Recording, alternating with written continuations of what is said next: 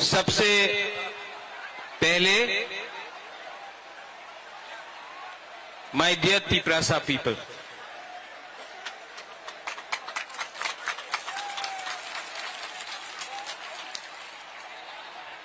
आपने इतना प्यार दिया है, आपने इतना सपोर्ट दिया है।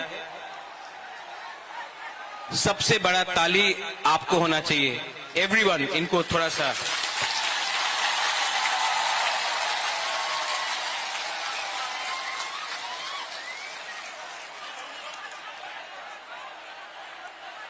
अगर आप बुबागरा का बात सुनना चाहते हैं तो थोड़ा सा शांति होके चुपचाप सुन के बुबागरा का बात सुनिए।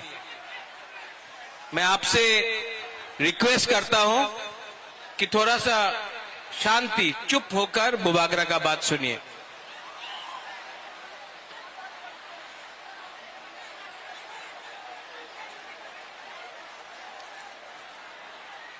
आज से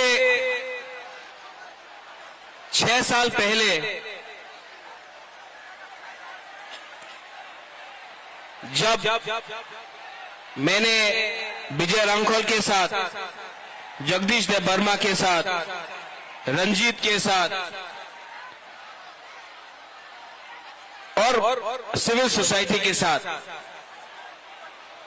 मैंने एनआरसी का केस फाइल किया था, तो मेरे ऊपर कांग्रेस से प्रेशर आया था, जनरल सेक्रेटरी का प्रेशर आया था कि आप एनआरसी का केस को विड्रॉ करो वरना पार्टी से आपको हटाया जाएगा। बहुत लोग ने बोला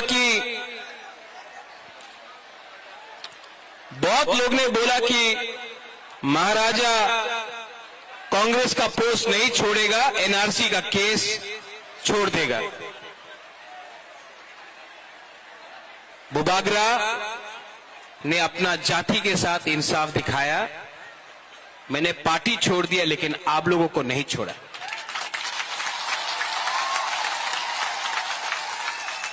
उसके बाद यहां में हमारा रियांग लोग है, हमारा ब्रू लोग है। कंचनपुर में मैंने एक संकल्प लिया कि अपना रियांग को, जिसको डुम्बुर से, जिसको हमेशा उसके ऊपर अन्याय हुआ, बुबागरा उसको कैंप में नहीं रखेगा, त्रिपुरा में वोटर आईडी कार्ड देकर सम्मान से जगह देगा। सब लोग ने बोला नहीं होगा। कंचनपुर में नहीं होगा, त्रिपुरा में नहीं होगा। बुबागरा ने बोला होगा, अपना रियांग को त्रिपुरा में रहना पड़ेगा। सब ने बोला नहीं होगा।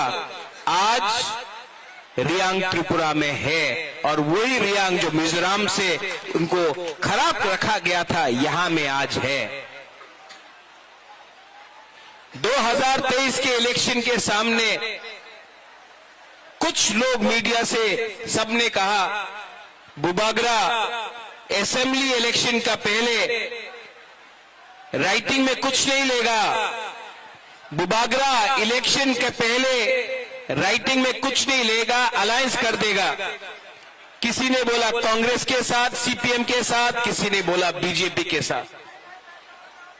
मैंने बोला ये चिकन पार्टी है, लेकिन जब तक राइटिंग में नहीं मिलता है हम किसी के साथ अलायंस नहीं करेंगे।